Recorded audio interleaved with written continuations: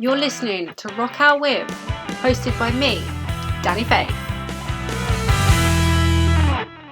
So, okay, if you just want to introduce yourselves. Sure. So I'm Jess. I'm the lead singer in Night Thieves. I'm Rick. I'm the bassist in Night Thieves. I'm Paul, guitarist in Night Thieves. Cool. So I've just seen that you did your last gig of the year. How was it? Yeah, it was surreal actually because we haven't gigged for a while, and this is it our second one this year? It is our second one. We pretty much had just two sort of leading into the the end of the year.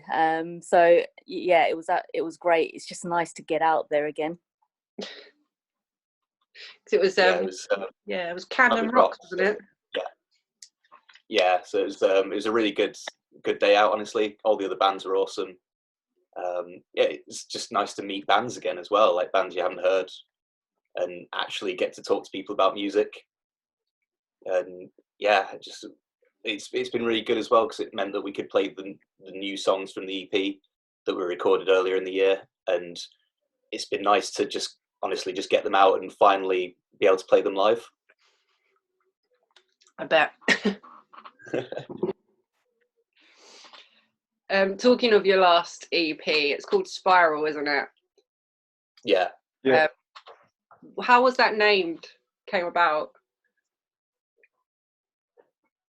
Well, I think we didn't really have like a suit. We started sort of writing it, I think it's probably now a couple of years ago. I've lost track of time completely already, you know. But I think it must be like 2 years ago with the pandemic and all that. We sort of started to write a little bit heavier on our EP, and type of lyrics I was kind of writing down at the time. I was talking about sort of things that are quite prevalent, I think, for quite a few people nowadays, about, you know, your well-being. And for me, I think I remember having a bit of a stressful moment being my inspiration for that song right at the start, and, you know, having pressure on yourself to do stuff, probably writer's block. And so that sort of started to develop a little bit into kind of the next few tracks that we wrote during the lockdown. You know, a lot of that kind of theme around kind of internal feelings and internal thoughts. And I guess Spiral's kind of sort of one of those things where, you know, if you think about burdens and think about you know, kind of your vulnerabilities and all that stuff, this kind of idea that this kind of whirls into your head, it started to bring out a bit of a theme to the album. And I think Spiral sort of became sort of a perfect thing we sort of thought about towards the end of that whole process, and we thought that just kind of fitted with that theme. What's your do you each have a favourite track on it? Mine keeps changing, honestly. Like I think a lot of them, especially when we recorded them, I think Off the Wire started off as my favourite before we recorded, and I think during recording, I think Figure It Out became my favourite, and then now we're playing it live. I think Atoned is now a favourite, but they just go up in stages just because they've all got their different personality, the different times we've, you know, played it or done it in the recording studio. It's I think for me, I think it's probably Figure It Out just because it was it's just the most difficult song to do. Like, you know, we nearly scrapped it at one point, and it was just so frustrating. And then we got in the studio, played with a few bits, and then it all of a sudden everything just clicked, and it just sounded great from there. So probably, yeah, it's probably one of my favourite ones off there, just for the work that we put into it, and, you know, a song that nearly wasn't turned out pretty good. So I think I'm still stuck on Off the Wire. I think Off the Wire was kind of the seed of it all. that's still stuck with me. So I'm still, I think my favourite's still Off the Wire. Because you recorded it partly during lockdown and then managed to get into a recording studio. Is that right? Yeah, I think we had arranged it to go into. We had arranged to go into the recording studio.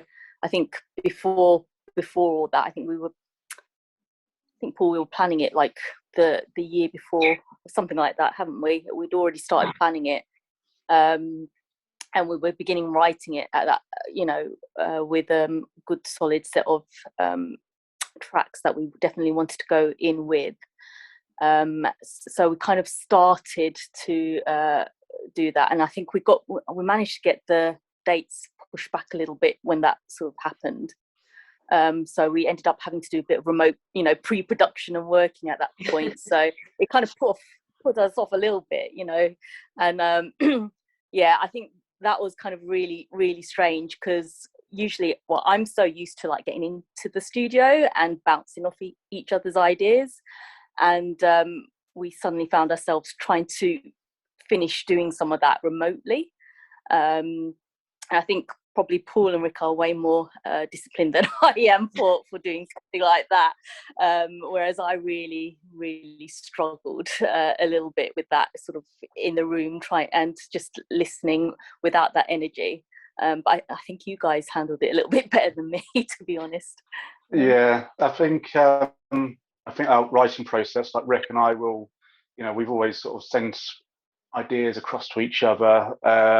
We'd get like at least a verse and a chorus before taking it into the studio. But it is definitely, that bit's probably like quite easy for us musically. But it's some of the fine tuning and that, and you just have to be in a rehearsal room together to, sort of iron these things out. We've got some new ideas at the moment, and it's like, yeah, we all need to get in the same room together there to figure out, some of these sections and stuff. So yeah, so definitely towards the end, it was a bit of a struggle, and then we did eventually get into the studio a little bit, didn't we? I think sort of by August maybe we managed to get in the same room together. Yeah. It changed a lot. So the only song we really had before lockdown, like the song that we really had focus was Off the Wire, was completely, we were kind of happy with it. And then we sent it to the guys in the studio who are awesome, and they came back and had like arranged it slightly differently, quite a bit differently. And we were blown away by it, and we were getting really excited about recording. And then obviously lockdown and everything happened, and we kind of had the bare bones of the other two songs. Like we kind of had the skeletons, and obviously we were then forced to work remotely. It was, as Jess said, it was okay for me and Paul, but you miss that really, that energy that you only get when you're all in a room and just need to hash it out. And it missed that for a while, and then eventually we managed to capture that. Yeah, because I suppose when you're at home, all you want to do is watch the TV or play the PlayStation. Pretty much. But it's also quite hard, like, especially what I find with bass is like you record, you start recording at home and you're like, oh, I've got a progression or you've got a riff, and you can't hear you can't really hear the rest of it. You just end up with this, like, you end up with a bass track and you're like, well, that's okay. Not really sure what else you can do with that, but it's and then I'd like send it to Paul and he'd do something awesome over the top, and it'd come back and be like, that's where the song's going. But it takes quite a while, and by that time, that can be a couple of days or a week, and you're suddenly like, oh, well, I've forgotten what the song was now, or I've forgotten that moment of how, like, what my inspiration was when you wrote it, or what the inspiration was. And Paul probably was the same. He like comes with a guitar line, and by the time it's been cycled around everyone and sent in files, sent back, it's a bit like, oh, what were we trying to do at the start? Yeah, I think, and we went through renditions of, like you said, it was the Figure It Out one. I think we had done like a few hundred type of versions of that one, trying to work out how to get it all to fit together, wasn't it? And and you're right, when you're at home, how many marathons did I do of Netflix stuff? Goodness me, I think that ended up being like inspirational lyrics after a while.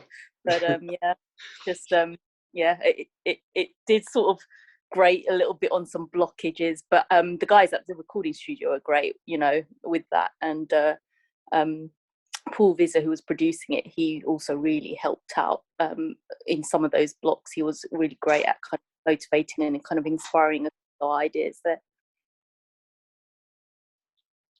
So how did you all meet?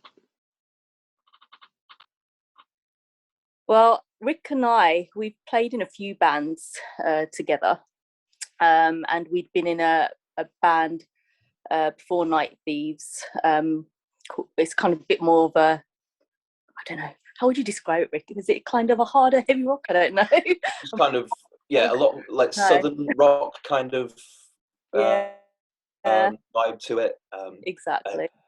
Yeah, and after that we were kind of looking for something a bit just different that we wanted to kind of, we wanted to kind of move away from that sound. And we met with Paul, who he was, it was quite fortunate because he came in with like some ideas that were like down-tuned B down-tuned to B. And luckily I just bought like a 5-string bass the other week before that, and it was like, oh great, I get to use that now. And it kind of all fitted, and it was the direction we really wanted to go, like a more, I think more modern sound. I don't know how you describe it, Paul. I think I think your old band was a lot more, you know, a bit more rocky. There was quite a lot of like Zeppelin and Sabbath vibes in there, I think, and that. But I think, I was just looking to do something different as well, I guess. And I just randomly just started writing in kind of drop B, and next thing I had all these songs. I'm like, well, I'm going to do with them, and then saw these guys. I think Rick posted an ad, went for an audition, and that was it. We got straight to work basically. So we had quite a lot of songs in a short space of time. So is it just the three of you, or do you have a permanent drummer? Yeah, we do. We do now have a drummer. Yeah. Andreas, who's played the last 2 gigs with us, he joined, I think I can't remember now, was it July? September? August. One of those months that we've just listed. I thought you can start naming all the months.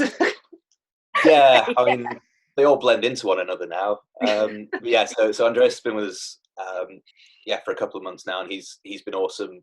He's in Argentina over December, which is why our last gig was last month. But yeah, he's come in and been absolutely awesome. He's been really excited by all the songs, and it's a good time for him to join because we've started writing new stuff. So he gets to be involved at the ground level, which is what we really wanted. We wanted someone to come in and start writing with us, and it's really reinvigorated us actually, and got us really excited for the next chapter. So are you planning on doing so you're saying new stuff? Is that another EP or like a full-length album? What's the plan?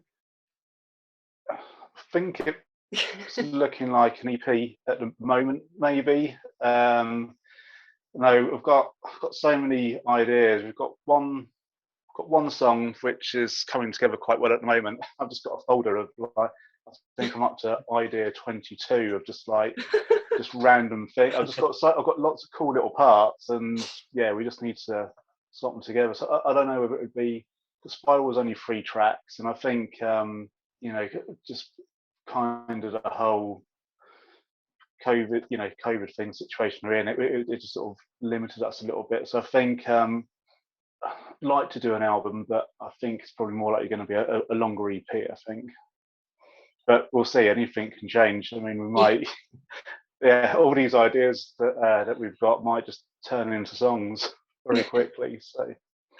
And then we get ourselves really confused as well, because Paul likes to call ideas like idea 1, 2, 3, 4, and I tend to, when I write something, like look around my room for a funny name. So now I can't remember what idea X is compared to the name that I put it to. We need a mapping for each of them to work out what we actually Yeah. put into the folder now.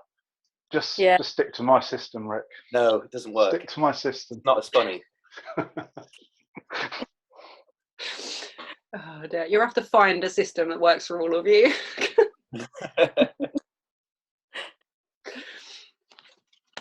Yeah, well, the song numbers doesn't tend to work all the time, yeah, because we get confused we start playing different stuff, don't we, when we quite 26 and someone else thinks it's song number 7 and stuff like that. And yeah, so I don't think the Adele version of single naming.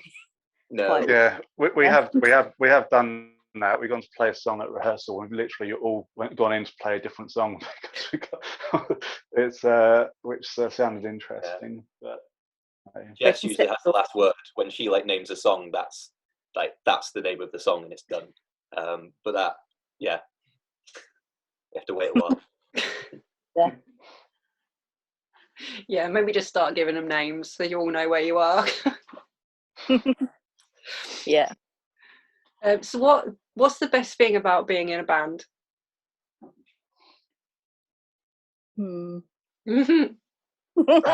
Obviously you lot have contended with lockdown and you've done remote recording and stuff. So what would you say has kept you together? The enjoyment of creating something, I think, at the end of the day. I mean, it's fun, otherwise we wouldn't do it. And it's I think that always keeps us going. But I think, yeah, the kind of at the end of the day when you've created some music, there's a huge sense of accomplishment and that you've done something ultimately that you love and you can listen back to and think, we all of us came together and created that, and together no one else could have created that because it's the components of the people doing it, and it's really exciting to have that thing. Yeah, that's true. Yeah. No, that's a really good point. Yeah. Because I was saying before, wasn't I, about struggling sitting in a room on your own. It's definitely the case of, I definitely prefer, I like collaborating a lot more. And like you say, you've got sort of a load of great musicians and being able to do something with them and be creative with them to produce this thing is just great. Yeah, I really appreciate that. It's a really good feeling. Yeah, I think when we finally managed to get into the studio, and it wasn't even a run, I think we had 2 other lockdowns to contend with. So, and I think I had a much greater appreciation and just enjoyed the whole process more, I think, this time, just because I just couldn't wait to get back into the studio again, and then playing live as well. I mean, that's, it's always a massive thing for me, and finally getting to play live, well, twice last month was awesome. So I don't know, I feel like I just got a whole new appreciation again, really found everything, even the PR the process went into promoting the EP and everything. So everything about it was fun, I think. So I think, it goes back to what Rick said, as long as it's fun, and then you just kind of enjoy every part of being in a band, I think. Because I suppose when you're playing live you get that feedback and that energy from the fans as well. Yeah, definitely. It was so nice to feel that as well, actually. Yeah, it was awesome. So what's the plans for next year?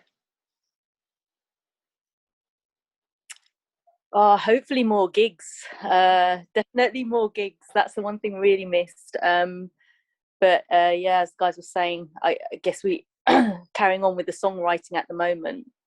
So I think definitely would look forward to doing that, because the past year's been sort of trying to get over that whole pandemic and trying to get over that, getting that EP out and getting a few gigs. So it's just trying to build that momentum back up.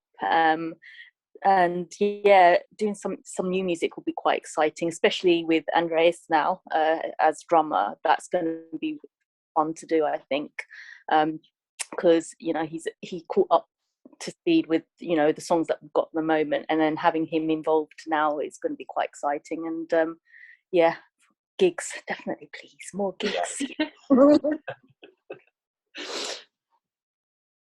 So lots and lots and lots of gigs for you. Yeah, we hope. Yeah, that's the plan. What about like merchandise or like physical copies? Because obviously you got a CD. Are you looking to do like vinyl or anything as well? That'd be nice. Thought about vinyl, have we? We've got CDs, and we've got some T-shirts done for the website. But we're kind of, I think it's kind of feeling into that. It's always a bit, you're always a bit nervous when you start making merch. Like, is anyone going to buy it? Are you going to sell it? But I think we're doing a bit of a feeler and seeing, how well we do with that kind of thing. And we were actually quite surprised by the amount of people when the EP came out who actually messaged us saying, when are you going to get, you're going to say a CD version of it. And we had a guy from, was it Vancouver? Was it? Near Seattle, I think. Near Seattle, who asked for a CD and T-shirt, which was awesome. So we were kind of blown away by that, and it was surprising how many people were asking about CDs. So, but no vinyls, I don't think yet. I don't think we've had to think about that. I suppose the vinyl is like more an album deal rather than an EP dealy. That's probably what we should aim. Yeah, maybe we should. Yeah, maybe we should go for an album so we can get a nice big vinyl. I mean, you get small vinyls, but having a big proper LP looks pretty cool, doesn't it? So. Yeah. And obviously, I suppose it's the difficulty in getting them made and selling them and stuff. Like you said, you don't know whether they're going to sell or not. Yeah. But then obviously streaming, how do you guys feel about streaming? It's a bit of a double edge, isn't it? It's great for exposure and getting out there. I mean, I was looking at some stats. We've been added to so many, like hundreds of playlists and stuff, which is great. But you don't get anything back from it. You don't make any money from it to invest into the next recording or anything. So it's personally, I think the streaming companies could be paying artists a lot more, I think. So yeah, I know I'm mixed about it, but saying that, I stream, I have a subscription, stream most things I've got, so yeah, it's a tricky one. I'm on the fence. But like the thing with the streaming though, that probably wasn't so much the case before. It's been for other people to be able to access that music and actually even find your music, on playlists. Like I do that all the time when I'm listening. I going into sort of random playlists and looking up certain genres and trying to find new bands. And I think in that way, it's a lot easier for independent bands like us to sort of get a little bit of exposure, not massive, I guess. So you still have to promote your stuff and get it out there for people to find out, right? But I guess that's the one thing I think is still quite a good advantage for us to have streaming. Like you said, probably the next level is how can you make that a bit more commercial. But for me, I think as a listener, I always like people, I've got my Apple subscription and all that, and I'm on my Spotify and YouTube and all that stuff. So I mean, I think that's the one good thing that maybe we at least opens the doors for bands like us. Yeah, Rick still buys a lot of CDs, don't you, Rick? I'm actually, I'll be honest, I don't stream a lot. Okay. I'm on Spotify, but I very rarely use it. I honestly, it probably narrows my music field because it means I don't hear about things off playlists. But I honestly, if I really like a band, I'll buy the CD off Amazon. I'll do the auto rip thing they have, where you buy the CD and get the MP3 straight away. Or if it's too expensive on Amazon, I'll usually buy it on iTunes or Bandcamp. But yeah, I very rarely use streaming services. I honestly don't know why. I really like having the CDs though. There's something about having the physical CD that I really love. Yeah, the artwork and stuff, that's Yeah. something really different that you don't really get from streams, isn't it? And the order, like when you're listening to an album, you can't put it on shuffle. Yeah. Yeah, exactly. But yeah, like you said, with the streaming, like especially for you guys, you can go onto your artist page and it'll be like, oh, you like these? You might like these. Yeah. But it's a bit of a mixed bag sometimes, isn't it? You don't know what you're getting compared to. I sometimes look at those and then I click on like similar artists and they're like nothing like, the person I'm looking up. So it's a bit of a hit and miss. But yeah.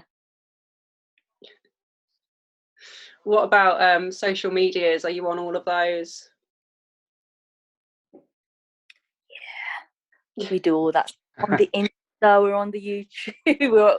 we're doing a lot of that, and We're on all of them. The only one we haven't really done is TikTok yet. I was going to say, what about TikTok? God, yeah. I'm really trying to avoid that one.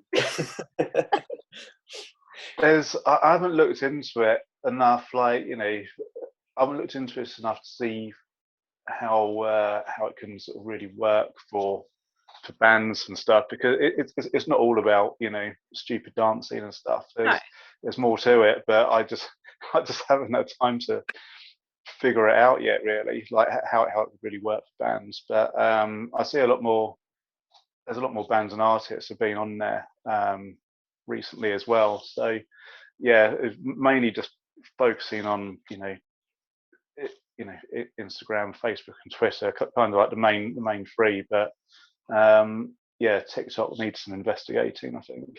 I'd definitely advise investigating into it, because I mean, you could do one of those stupid dances, like if it's trending, put one of your songs behind it and it will end up on their For You page, and then loads of people then find your songs. It's actually blown up quite a few like songs that way. Yeah, just got to be like witty enough to come up with some kind of sketch to put some of our lyrics in, so we can get it viral. Hey, just start setting pranks up when you're in the rehearsal room. It's fine. Exactly. There's definitely no way I'm dancing, that's for sure. Not I need a few drinks to do that. Maybe we'll do some secret memes in the studio, or Paul.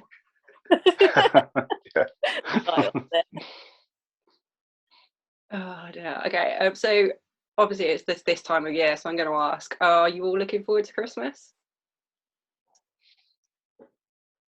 Definitely. This is the first Christmas we're not in lockdown for that reason.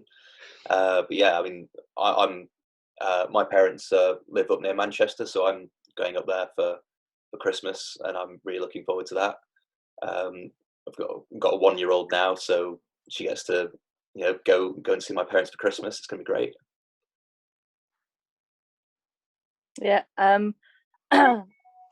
I don't know what I'm doing actually, because I'm in the middle of kind of getting a house, and it hasn't yet gone through yet, so I don't exactly know where. And I've got a feeling the worst thing's going to happen. It's going to go through just before Christmas. Oh, so no.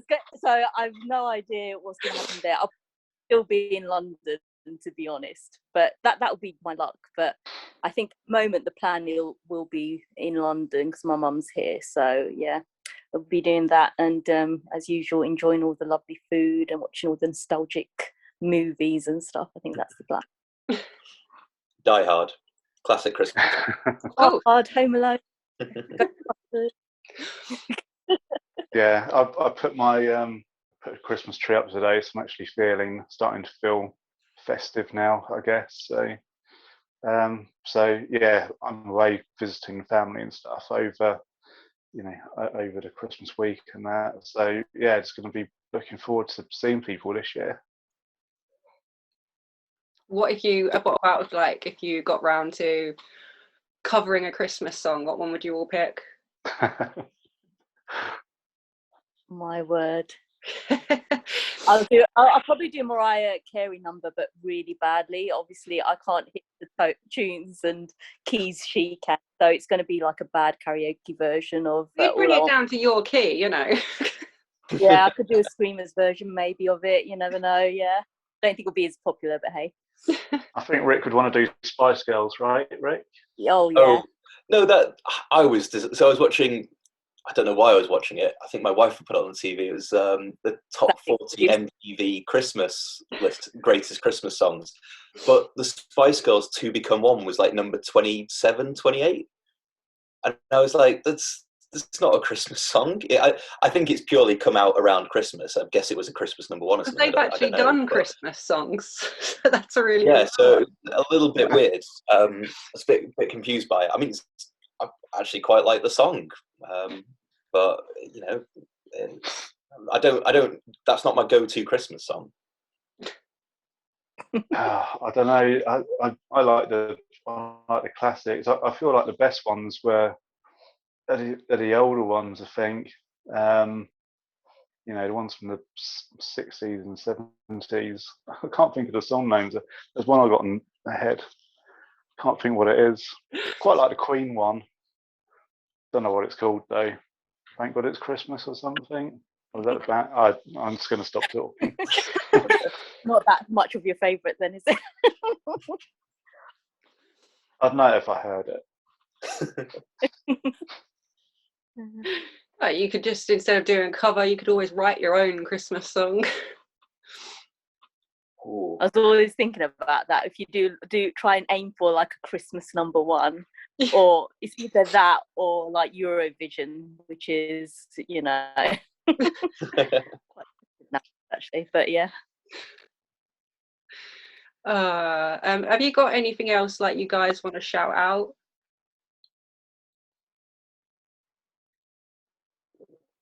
Well, anyone? Is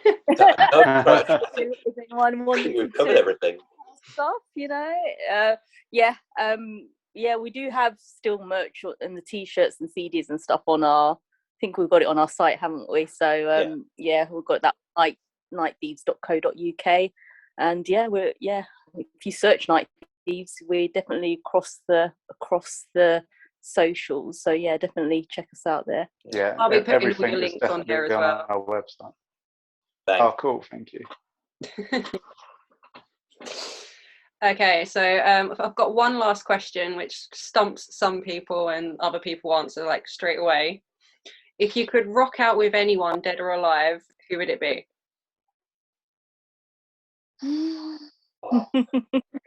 Oh dear. The fact it's dead or alive.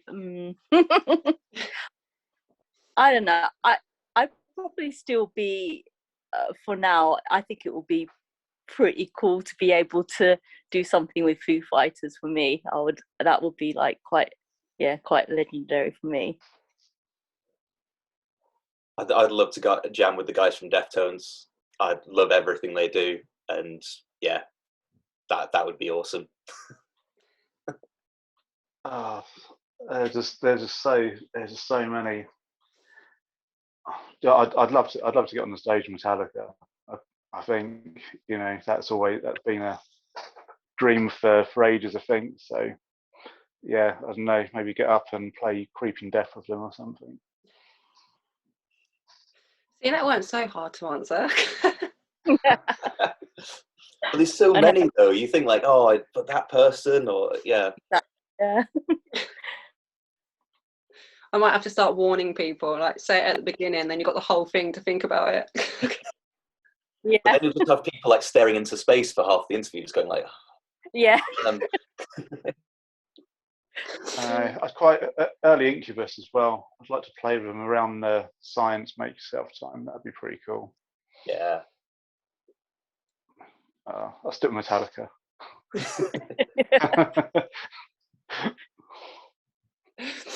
And who would you like? Who would you love to go out on tour with within the UK music scene?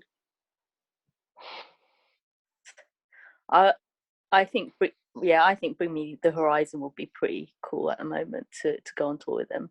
They've done some really cool collabs as well on their last album, so I reckon that'll be really fun. Yeah, I think I agree. I actually saw Bring Me. It was the first gig that I went to since lockdown. I saw Bring Me at the O2, and it was it was something else. Nova Twins supported, who were awesome, and Knew Me at 6. Not kind of my cup of tea, but they performance was so good. They blew me away actually. And Bring Me were just on a the sound was just incredible. It's probably the best sound I've heard in the O2 or an arena that big. So yeah, it'd be awesome to open for them or something. Rick? I think I'm gonna be boring and have to say Bring the Horizon as well. I love the guys. The only one I'd love to tour with would be Architects, but I don't think we're heavy enough for that crowd. But I love Architects, so I have to say them as well. That's good answers. You might be heavy enough. You never know. Jess, do you want to start some heavy screaming vocals? I did a mini one, didn't I, on Figure It Out? So I just got to which sounds awesome. Yeah, just got to stretch that for like the EP or album, maybe for like another 9 songs. So yeah, I'll start practicing it now. Yeah. Yeah, I think compared to Architect's latest album, and that's probably the same sort of heaviest, but their early stuff is just way heavier. Yeah. Yeah. But, and you've also got to get a load of kick drums in there as well, like double kicks and stuff. Maybe that will make it. We can just tell Andreas to just play double kick for everything. Just exactly. That's now. Okay, well, thank you for coming on. No worries. Thanks for having us. Thank you for having us. Yeah.